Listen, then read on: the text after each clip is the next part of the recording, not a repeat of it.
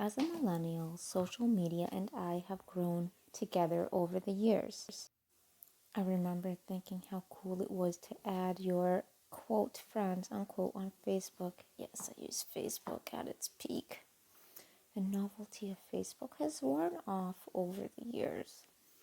I no longer add quote friends unquote just to add friends. Honestly, I think friends is too strong of a word.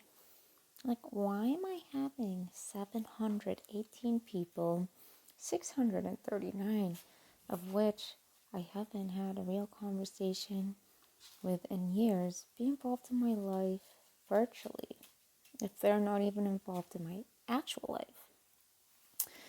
Here are some takeaways I have learned, just in no specific order. Just because you have met someone through mutual friends does not mean you need to add them.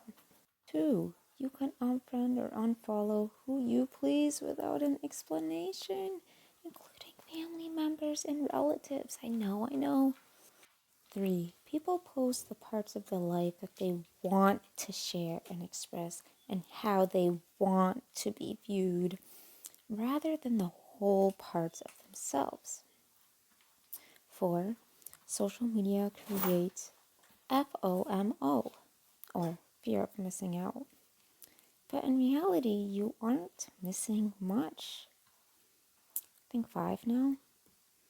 You used to be able to post your photos unedited. I mean, obviously you still can, but there is more emphasis on posting a facade of yourself rather than a mediocre or more realistic image of yourself. For example, an airbrushed photo of yourself without acne and making the photo deemed professional rather than an ordinary, unedited, unfiltered image of yourself. 6. Reaching a quota on how many likes or follows you have is dumb. You can post what you enjoy even if 0 people like it. And I mean the little heart icon. If you post to your personal page and the content isn't harmful and you enjoy what you post, then that's all that counts. 7. Your social media is an archive of everything you post, everything you like, and everything you comment on. Facebook memories would remind me of my cringy teenage self. That sends shivers at my back. Even if you use social media for personal use, your old posts and statuses can be easily found by potential employers and can be used against you, especially if it is out of context and, that sort of thing. 8. Don't feel pressured to add people on your personal profiles if you don't want to. Just because you've known Bobby for 12 years and attended school together doesn't mean he needs to access your personal life. And I think boundaries are so important. Prior to social media and smartphones, people didn't have access to me after my shift. What I mean was that, when I was on a hiking trip with my partner, if I was at home with my family, if I was in bed, etc., I could simply have natural boundaries of not being always accessible. It is important to have those boundaries in place. That can look like limiting social media time per day, deleting social media apps, turning off locations on your posts, not posting every single aspect of your life, unfriending those who don't add value to you, etc. Also, I think social media, especially Facebook, just adds a fake level of things that you need to know. Like I said, prior to social media being so accessible, you used to have those natural boundaries, like if you're done with work, if you're at home, etc. But with social media, it's weird. It's like you could see into people's homes, their kids, their schools, their work, their car, etc., etc., etc. I don't know, it's kind of bizarre because it's things that I feel like in a regular conversation they wouldn't bring up, but then it's on a platform. I do want to add too that I'm still on social media. I'm off Facebook. I still use Instagram. I've made that private.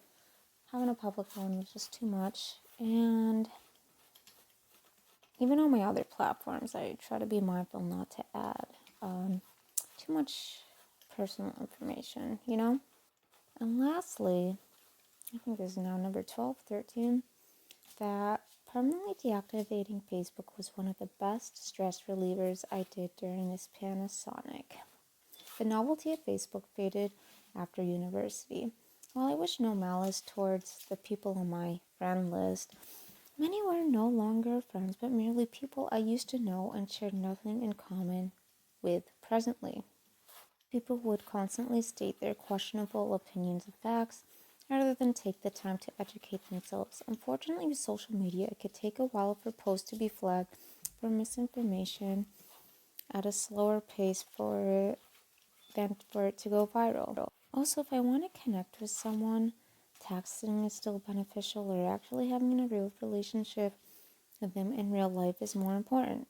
While I still have Instagram, I do enjoy photography.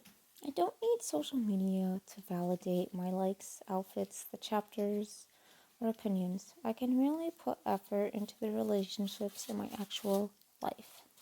I think it's important for those who really important to you to be a part of your life, but your life, your outings, your just, your daily life does not need to be present or available for everyone. Thank you for watching this video and listening. I do appreciate it. Side note, let's see here. I'm doing a second coat of this painting I started in January. This oil paint honestly took over for a week for it to dry. I'm still learning. I'm not sure if I used the right type of paint. But what I did then afterwards, once it dried, was peel off the tape and just have some funky designs. I do want to do a third coat, perhaps in an orange.